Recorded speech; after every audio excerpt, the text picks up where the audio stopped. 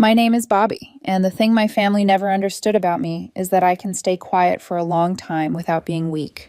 I can sit at a holiday table with perfect candles and silver holders and spotless crystal glasses and the smell of roasted meat filling the room, and I can smile through the small cuts like they're nothing.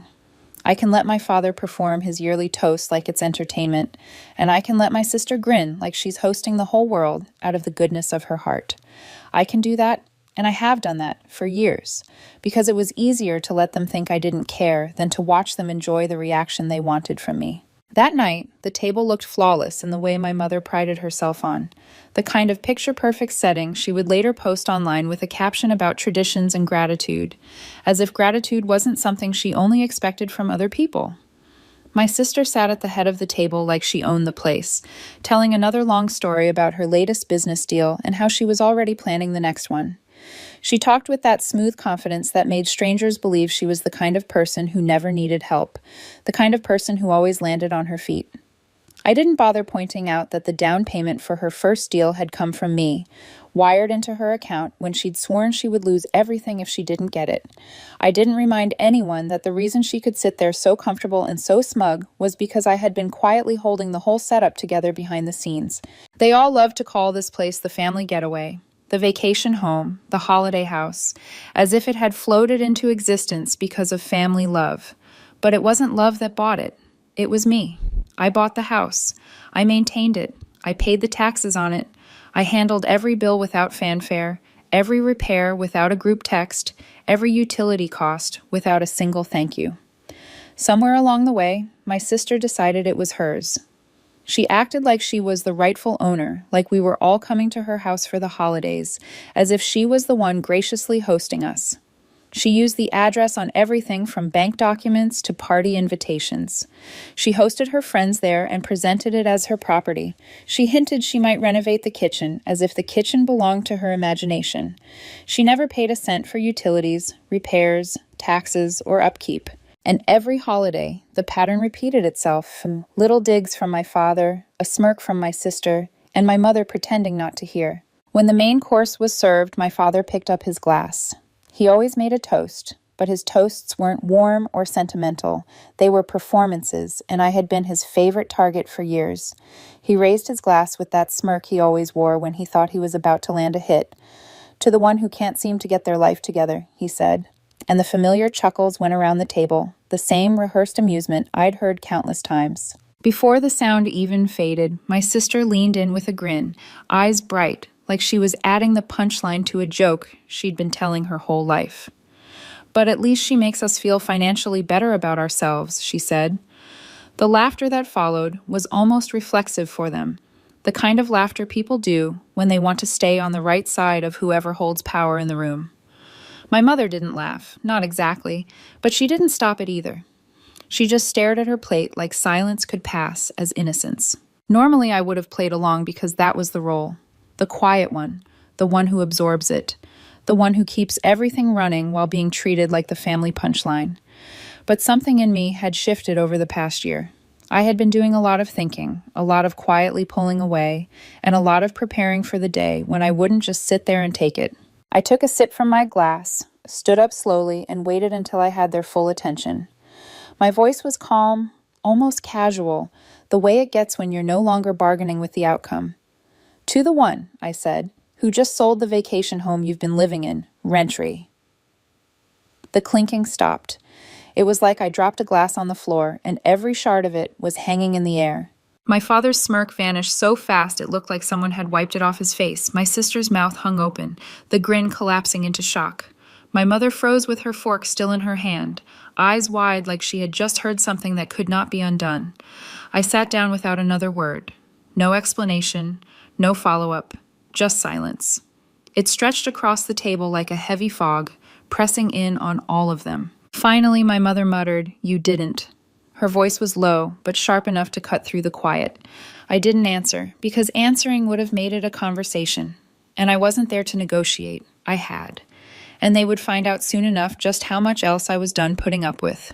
By the time that night ended, it wasn't just another family dinner. It was the drop that finally spilled over. For my sister, it would be the beginning of the end, though she didn't realize it yet. And for me, it was the first time in years I felt something that wasn't anger or resentment or exhaustion. It was control. Quiet, deliberate, irreversible control. The morning after that dinner, the house was quiet, and for once, so was my phone. No texts, no calls, not even the usual "great night with the family" group message my sister liked to send after every holiday gathering, the one where she would post some overly polished photo of the table with a caption about cherishing traditions, pretending it was all hers to cherish. This time, there was nothing. I made coffee and went about my morning without thinking much about it. If anything, the silence was almost refreshing. I didn't need to hear them trying to reframe what happened, or worse, pretending it hadn't. Still, I knew them well enough to understand it wasn't over. They were all processing, and my sister, more than anyone, was going to feel the ground shift beneath her feet. She didn't do well with uncertainty. She didn't do well with not being the person steering the story. And I had just ripped the steering wheel out of her hands. By mid-afternoon, the quiet cracked. My phone lit up with her name. I watched it ring until it stopped. A few minutes later, my father's name appeared. Then my mother's. Both went to voicemail. They weren't calling to check in. They were calling to get answers, to see if I could be swayed, to find the lever they always used when they needed me back in my place. What they didn't know yet was that the sale wasn't a threat. It was done. The vacation home had been listed quietly, shown discreetly, and signed over weeks ago. The deposit was sitting in my account. I told no one, because I didn't want the drama until there was nothing left for them to stop. I'd learned the hard way that if you warn people like my family, they don't prepare, they sabotage. They don't ask questions, they start campaigns. They don't accept boundaries, they look for loopholes. For my sister, this wasn't just losing a place to spend the holidays. She'd been living there nearly full-time for 3 years, using the address on everything from bank documents to party invitations. She'd hosted her friends there. She'd talked about her place, like she'd earned it. She'd even hinted at renovations, like she could change the kitchen because it was part of her brand. Meanwhile, every single bill passed through my hands. Utilities, repairs, taxes, upkeep. I handled it all without fanfare, because part of me still wanted to believe I was being generous, that I was helping, that someday it would be appreciated instead of exploited. Around 6 in the evening, I heard the knock on my apartment door. It wasn't soft or hesitant. It was sharp, almost impatient, the kind of knock that already assumes it will be answered. I opened the door and found my sister standing there, and for the first time in a long time, she didn't look like someone in control. No perfectly styled hair, no makeup. She wore an oversized sweatshirt like she'd thrown it on in a hurry. Her eyes were wide and her breathing was just a little too fast, the way it gets when someone is trying to hold a panic attack back with pure willpower. She didn't bother with pleasantries. She stepped inside like she owned my apartment too, like the concept of asking permission had never applied to her when it came to me. "You can't just sell it," she said, voice tight and clipped. I shut the door behind her and leaned against it, watching her pace across my living room like a trapped animal. She asked if I was joking. She asked if there was still time to call it off. She asked if I understood what this meant for her, and she said it like I was supposed to be devastated by the fact that it meant something for her. The words spilled out fast, almost tripping over each other, and I let her go on without interrupting once. I'd learned that when you stop feeding someone's panic with reassurance, their true motives start to show. Finally, she stopped and stared at me like she was waiting for my face to soften. When it didn't, her voice dropped. "Bobby," she said, trying to sound reasonable, This is insane. You're overreacting. It was one joke." I held her gaze. "It wasn't one joke," I said. "It was years." Her eyes flicked away, scanning the room like she could find a better argument on my shelves. "Okay," she said quickly, "but even if you're mad, you can't punish me like this. I live there. My stuff is there. My mail goes there. My friends know that's my house."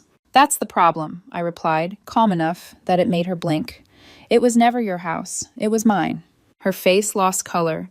She sat down on the edge of my couch like she'd just realized she was in a place she couldn't control. She tried to force a laugh, but the sound came out thin. "You're serious," she whispered. "I've been serious," I said. "For years. You just didn't notice because you didn't have to." She opened her mouth, closed it, then tried again. "But I thought, we're family. You weren't using it full time. I was taking care of it, keeping it alive, hosting, making it what it is. You didn't take care of it, I said. You took advantage of it. Her eyes snapped back to mine, anger flaring. That's not fair, she said. I've had stress. I've been building my life. You know how hard things have been. I do, I answered. Because every time things got hard, you called me, and I wired money. Twice I pulled you out of a financial mess you swore would ruin you. I never asked for credit. I never asked for applause. But I also didn't sign up to be ridiculed at a holiday table while you live in a house I pay for. Her lips parted, but no words came. For a moment she looked smaller, not because she was suddenly humble, but because the story she'd been living in was collapsing. The thought of losing the house wasn't just losing a roof, it was losing the image she'd built. Without that address, without that backdrop, she would have to start explaining. She would have to admit she wasn't the self-made success she claimed to be. She would have to face questions she couldn't deflect with charm. When she finally stood up, she didn't slam the door. She didn't throw a parting insult. She didn't even look at me the way she used to, like I was beneath her. She just walked out with her head down, bag over her shoulder, moving quickly like she didn't want anyone to see her. I knew exactly where she was going, straight to our parents. And when they came, because they wouldn't be coming to talk. They'd be coming to restore the old balance. I stood in my quiet apartment after she left, listening to the silence settle back in. I didn't feel guilty. I didn't feel triumphant. I felt prepared, because the sale was done, and now the only thing left was watching them figure out what to do when the person they used to control stopped cooperating. They didn't even wait 48 hours. The knock came the next evening, just after the streetlights outside flickered on, that soft hum filling the space between day and night. It wasn't tentative or casual. It was heavy, deliberate, the kind of knock that says, "We're here to settle something." I didn't need to look through the peephole to know who it was. My body recognized the sound before my mind caught up. When I opened the door, both of my parents were standing there. My father's shoulders were stiff, his jaw set tight like he'd been practicing this conversation in his head. My mother clutched her purse with both hands, as if it were some kind of anchor, something to keep her steady if things went sideways. They stepped inside without waiting for an invitation, carrying that familiar energy of people who believe they still have authority just because they've always had it. I closed the door behind them and didn't offer drinks. That alone felt like a statement. My father took the armchair, settling into it like a judge claiming the bench. My mother perched on the edge of the couch, ready to spring up if she needed to smooth things over or shut something down. The room felt smaller with them in it, like the walls remembered old arguments and were bracing themselves. He didn't bother with small talk. "Your sister's in shock," he said, "and frankly, so are we. This thing with the house, it's drastic." His tone had that clipped edge he used when he thought he was being reasonable, when he believed his words carried the weight of logic simply because they were his. I stood across from him, arms crossed loosely, not defensive, just grounded. "It's not drastic," I said. "It's overdue." My mother inhaled sharply, like she wanted to interrupt, but my father pushed on. "That house became part of the family," he said. "You don't just pull something like that out from under people without talking it through." I met his eyes.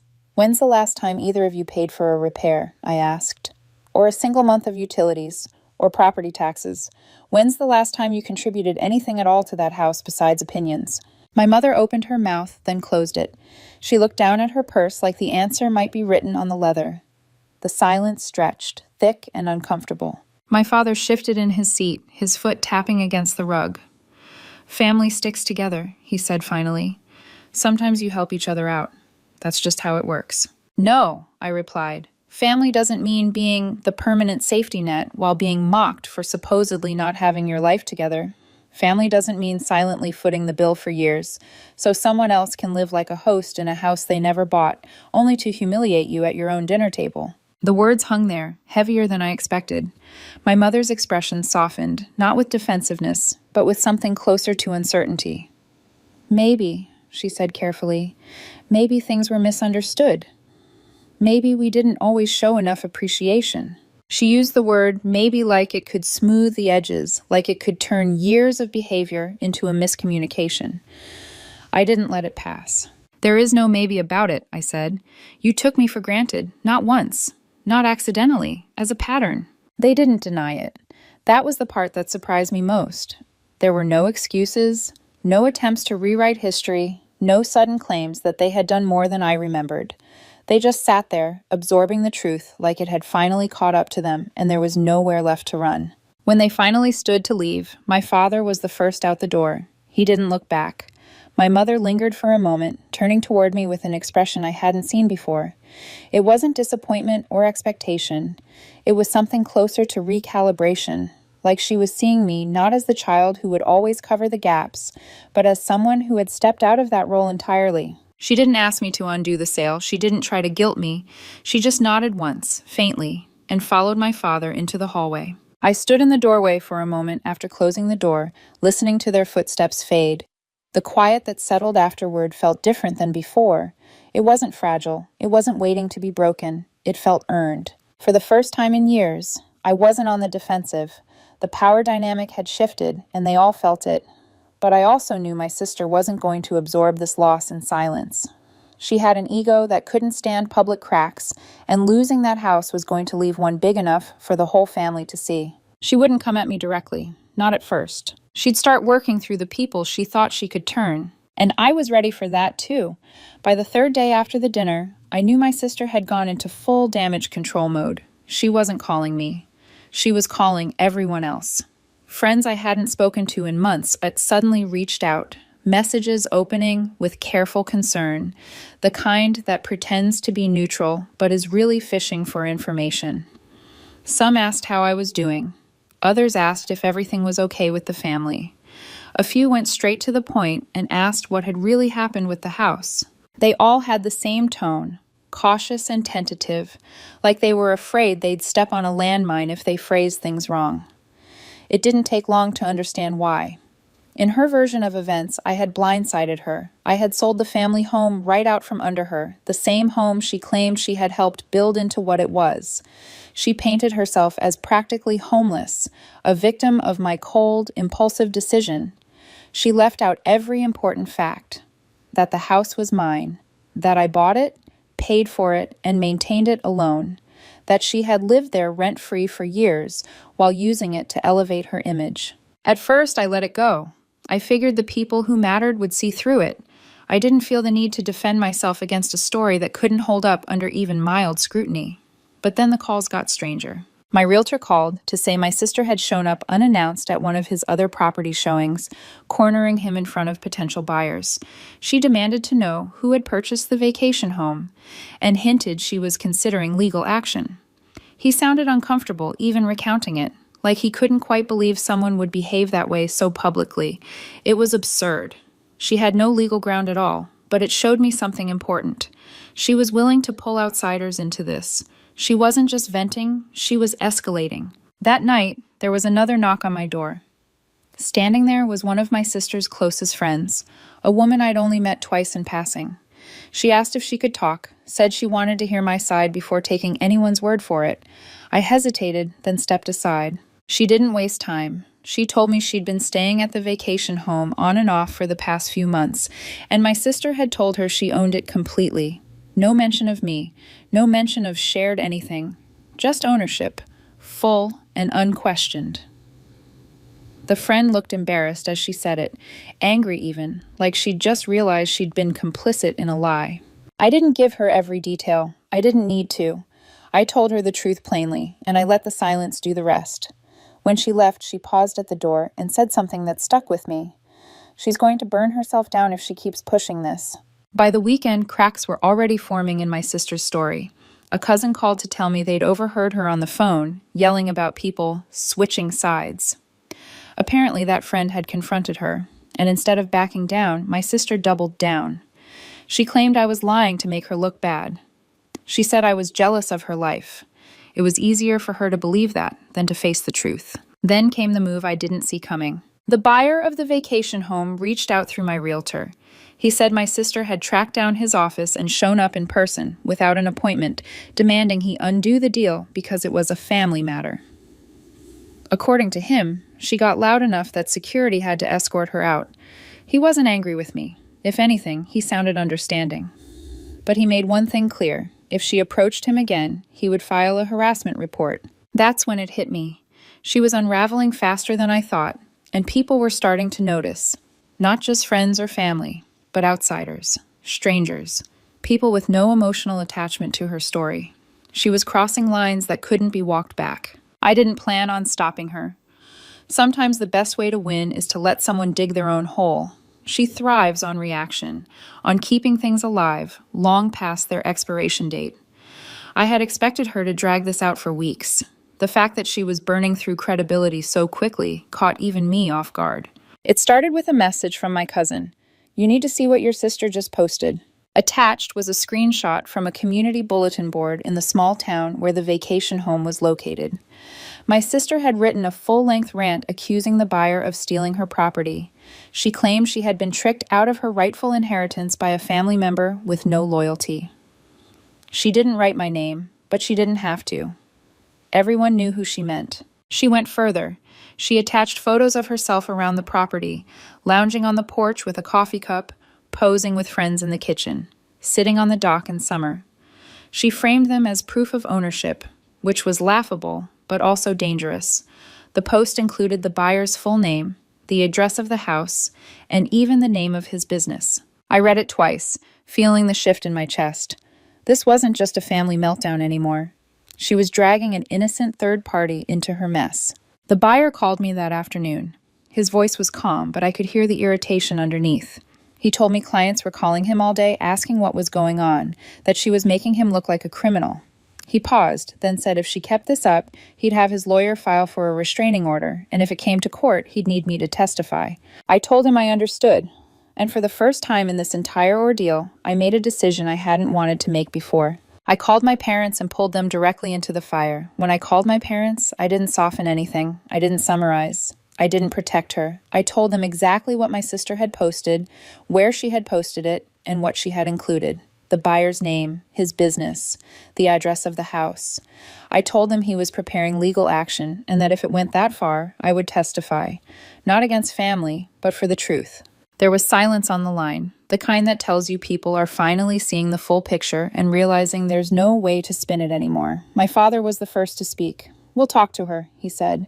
But his voice didn't carry the authority it used to. It sounded tired, unsure, like someone who already knew the conversation wouldn't end the way he hoped. That night, my mother called me back. Her voice had none of its usual edge. She told me they'd confronted my sister, and it had gone exactly the way I expected. She exploded, accused them of siding with me, accused them of betrayal, stormed out before they could say anything that might land. Then my mother said something I'd never heard from her before. "I think you were right," she said quietly. "This was never just about the house." The next morning, I woke up to a voicemail from my sister. No screaming, no accusations, just a flat, tired voice saying, "I need to talk to you alone." She didn't say why, but I knew she'd felt the shift. She'd realized every move she made from here on could be used against her. Not just by me, but by someone outside the family with real leverage. I didn't call her back. 3 days later, she showed up at my door. This time, there was no sharp knock, no impatience in her posture. She stood half-shadowed behind the frosted glass, waiting. I opened the door and stepped aside without a word.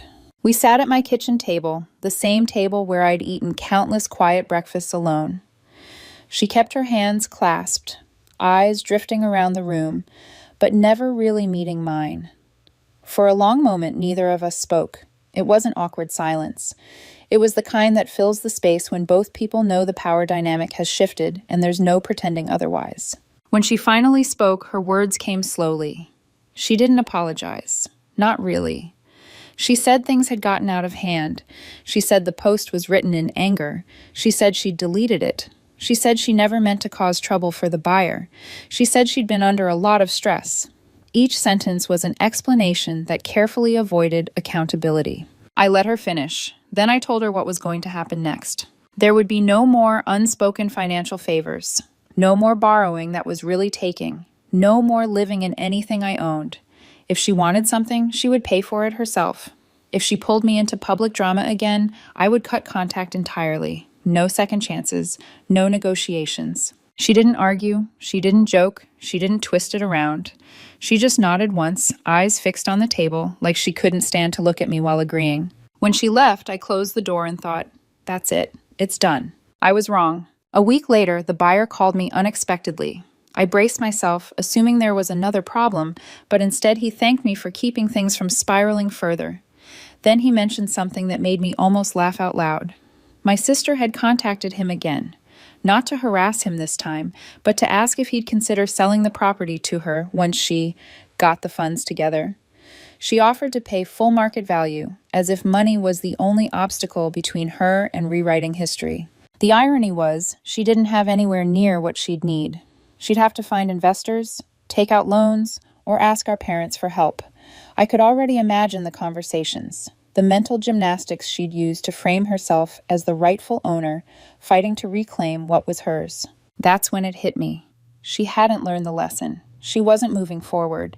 She was still looking backward, still convinced that if she pushed hard enough, she could undo what I'd done. But for the first time, that wasn't my problem. I had stepped out of the role they'd kept me in for years, and I wasn't stepping back in. Stop. Part 6. Trespass, Truth, and the Quiet that followed. 2 weeks of silence passed. No texts, no calls, no group messages. At first it felt strange, like the pause before another round. But as the days went on, the silence started to feel real. Then on a gray Thursday morning, my phone rang. It was the buyer again. His first words told me everything had shifted. I think you'll want to hear about this. The night before, my sister had been spotted back in the town where the vacation home was. She didn't call. She didn't knock. She went straight onto the property after dark. She tried the back door first, fumbling with something in her hand. When it didn't open, she circled the house, peering through windows, testing the shed. Neighbors recognized her instantly. When they saw someone circling the property, they didn't hesitate. One of them called the police. Another neighbor's security camera caught the entire thing. By the time officers arrived, she was gone, but she wasn't invisible. Her car was seen leaving the street, and the footage was clear enough that there was no doubt it was her. The buyer filed a formal trespass notice that morning, and in the process, the police contacted my parents to verify her information. There was no way to spin it, no misunderstanding to hide behind. The timeline was exact. The evidence was recorded. That night, my father called me. His voice sounded older than I'd ever heard it. "She's done," he said. "This isn't something we can cover for." No lecture, no guilt, no talk about family unity, just resignation. The next morning, my sister texted me 3 words: "You ruined me." I read it twice, then set the phone down without responding. I hadn't ruined her. She'd done that herself, step by step, convinced she could twist every situation to her advantage. All I'd done was stop playing the part she wrote for me. A week later, the buyer filed for a restraining order. I wasn't needed in court. The police report, neighbor statements, and video footage were enough. The order went through when she didn't even show up. It's been a month now. My parents haven't tried to mediate. My father stopped covering for her. My mother has been quieter than I've ever known her to be. My sister has been couch hopping, telling people she's starting fresh in another city. I don't know if that's true. I don't care enough to find out. The buyer called me one last time, not about her, but to thank me. "It's rare someone cuts ties before the chaos destroys them," he said. "Most people keep paying for it. Now my life is quiet. Not the kind of quiet that waits for the next blow. The kind that gives you space to breathe." I didn't just sell a house. I sold the last piece of ground she could stand on while talking down to me. I closed the door on years of being the safety net, the silent provider, the family joke. I'm not angry anymore. I'm just done. And for the first time in a long time, that feels like winning.